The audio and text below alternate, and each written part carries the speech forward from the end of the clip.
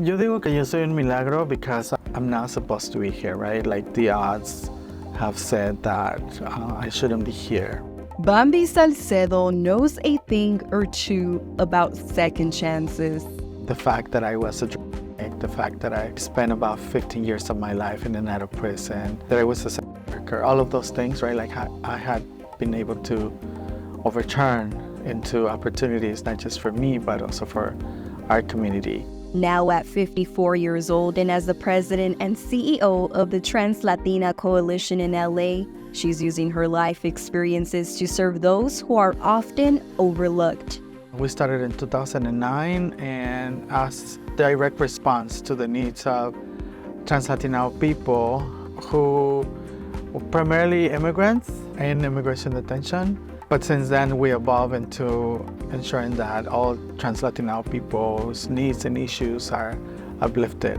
But before this new life, Bambi had a big battle she had to fight. I was born and raised in Guadalajara, Mexico. I came to the United States when I was 16 years old. I went to live up north for a couple of years with my father. But because I am who I am and I couldn't be who I am, I had to leave that place. And that's how she found herself on the streets of LA, homeless and alone. People rather not deal with those things and just try to forget and oftentimes give people the streets, our own families.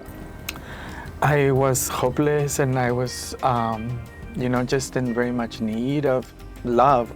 After being at rock bottom, one day a passerby changed her life with just $5. I ate, and with the rest of the money, I got on a bus. I got kicked out of the bus because it was the end of the route. Somehow, I walked into a treatment center, and that's where I asked for help. Advocating for and addressing transgender community issues, she highlights their urgency through an annual report, warning that they could worsen without action.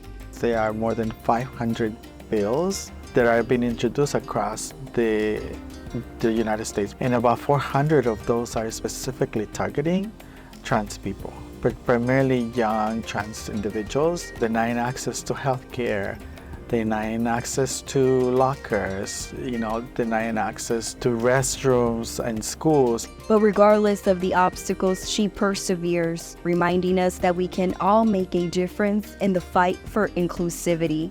Many of us will continue to fight to ensure that we have lives that are lived with dignity and that we are going to get to a place to where we are going to thrive and not just survive. How are you paving the way for a more accepting world? Tell us in the comments.